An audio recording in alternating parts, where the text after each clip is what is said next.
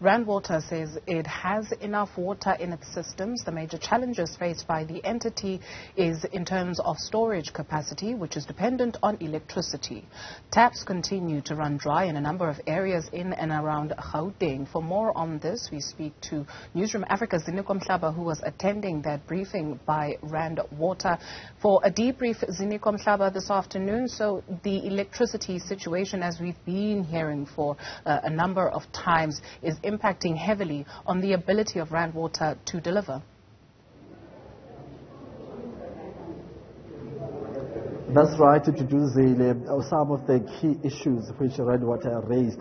Is the major issue, or is the major problem, is that issue of the reliability of power, which is powering the various sources of water here in the province. But also, they also told us that they are not only supplying water to Gauteng municipalities, other provinces such as Mpumalanga, there are some municipalities in Mpumalanga that are dependent on their facilities, on their supply as rainwater. So another issue which has been raised during this press briefing is that issue of wastage of water. So I'm going to ask the CEO to give us insights in terms of what is it that we are talking about, COO, when we deal with issues of wastage. One would say you have identified the issue of water being wasted in Gauteng, especially in Joburg and other municipalities. But when it comes to action, in terms of steps that can be effective in terms of arresting that problem, what will say you don't seem to be serious on that matter, because you are not penalizing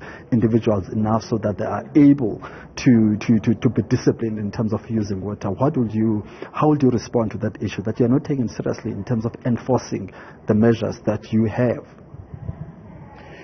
Well, thank you very much. I think firstly, let's clarify that the issue of water wastage, which manifests in the leaking water systems, it's a countrywide issue.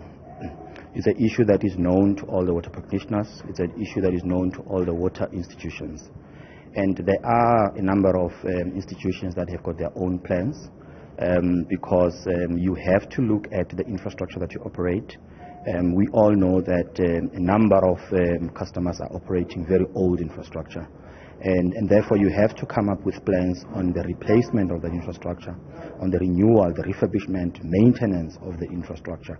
And all of that are actually efforts that would require serious money to be set aside to be able to begin to tackle that problem.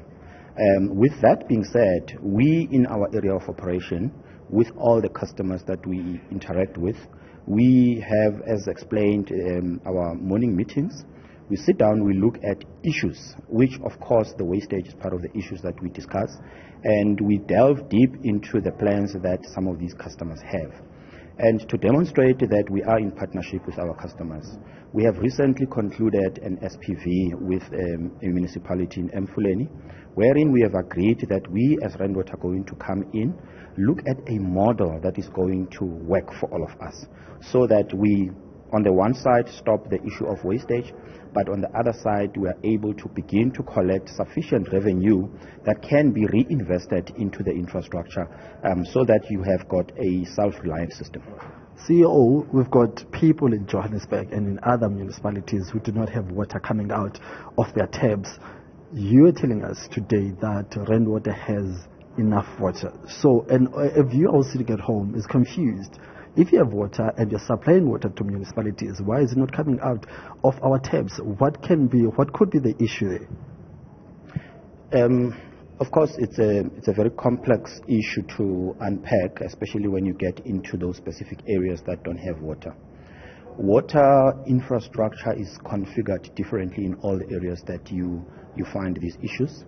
If you zoom into metros such as Johannesburg, you will then realize that mostly we talk about the high-lying areas, which then begin to characterize that problem as a function of boosting that water. You will then have identified some of the areas where water needs to be boosted. In other words, you need to build booster stations, which are obviously solutions that are not going to be overnight. In certain areas, we've identified issues of storage, where there is no sufficient storage. In certain instances, we've identified issues where, for an example, you sit with a lot of water in one system, but very little in another. And therefore, how do you begin then to shift that water in order to reach those areas that don't have water? And our daily discussions with the metros in particular, those are the issues that we look into and begin to come up with plans that will make sure that at the end of the day, we talk to solutions that will get water to those areas that are mostly in need, and look at areas that have had for quite some time, that have in abundance, and begin to say, how do we move that water around? So now we're heading to the festive season.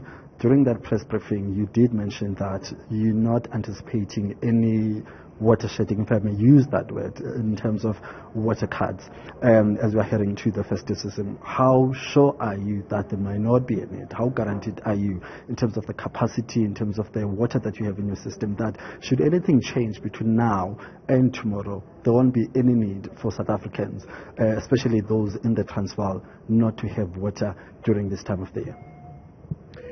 I think the incidents of the recent weeks have actually shown us that there are no guarantees in the provision of water, especially in this period. What I can actually guarantee you is that efforts are always on the table to make sure that we do not experience such. Water is a function of three things in the main. It's abstraction, it's purification, and distribution. All these functions, they need energy supply as an example. Now, if I cannot be guaranteed energy supply to make sure that the value chain remains full, I think by extension it speaks for itself. And therefore, there are a number of variables that are at play at any given time that have to be kept in check. And if you drop any of those variables, for instance, if we experience a huge power dip as we speak here, that in itself is going to affect the system. Sorry to cut you, are you referring to electricity supply to your system? Absolutely, I'm referring to electricity supply, which is a huge driver of the water value chain.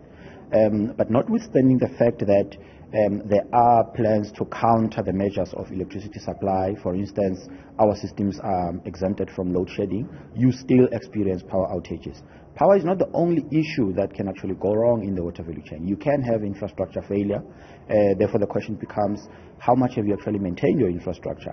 And as your infrastructure fails, is also not a measure of non-maintenance of infrastructure. It's a measure of the old infrastructure that we are operating, that is mechanical, that is electrical in nature, similar to your car. You know, your car can just fail you even if it goes to service. So if you take all those variables in place, and those are the variables that we have to manage and keep in check, but at any given time, any of those variables can actually fail us. Thank you very much, CEO. Thank you so much. Thank you very much, sir. So those are the latest details in regards to water supply here in Gauteng and other municipalities which are dependent on Randwater for their water supply. So it's as if we are good to go as far as this festive season is concerned. In regards to water, we might not have any water shortage, but as the CEO said, that nothing is guaranteed. Also, most of that dependent on their supply or on their power which they receive from various sources. We understand that some municipalities get or some of their water sources get the electricity from Eskom, but also there are some that are getting water electricity supply from other municipalities such as Ekurhuleni and City Power. So that's the latest from us here.